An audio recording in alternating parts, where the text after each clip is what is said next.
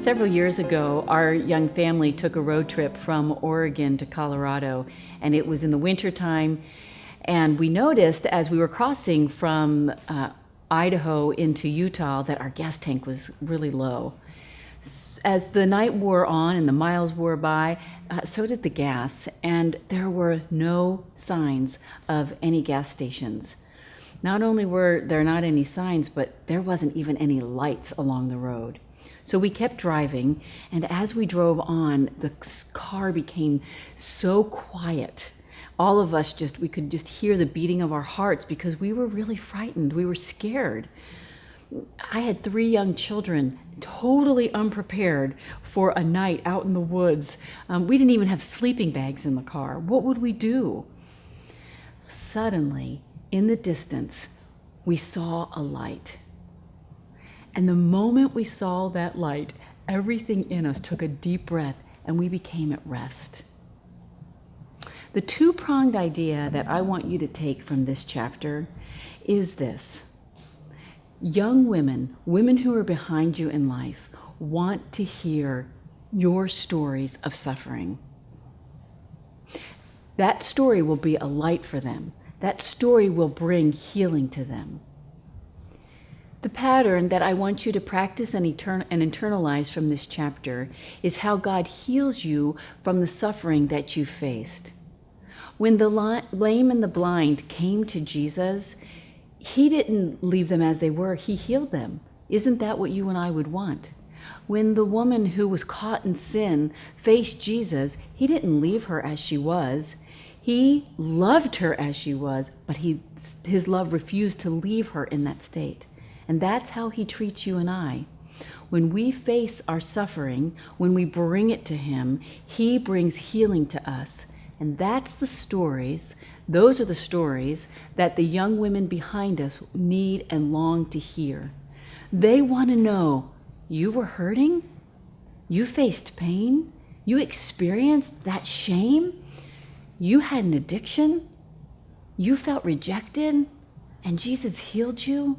Tell me how that happened.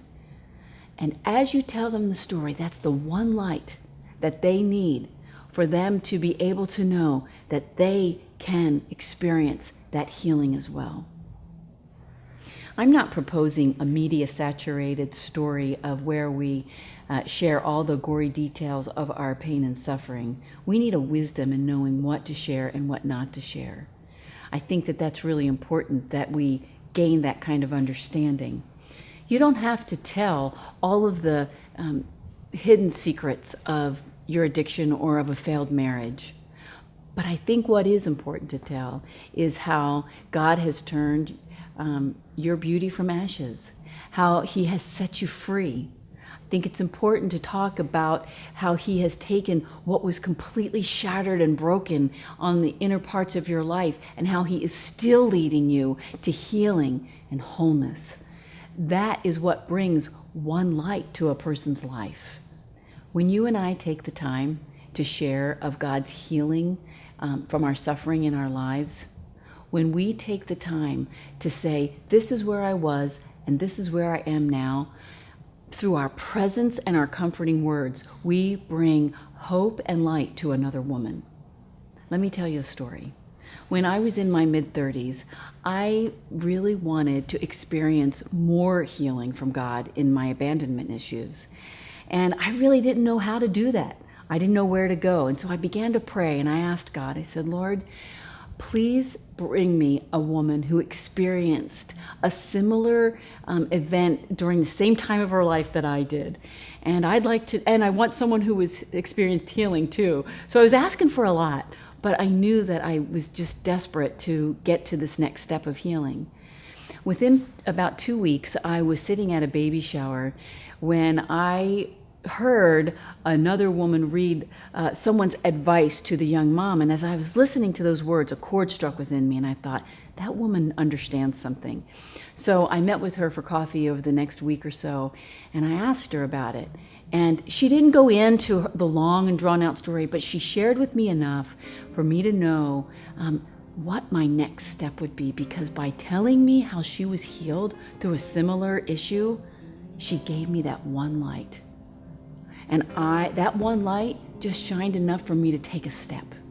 And I was so grateful for that. That has brought more healing to me than anything that I could do for myself. The question for you and I in this chapter is, how has someone else's story from suffering to healing been a light to you?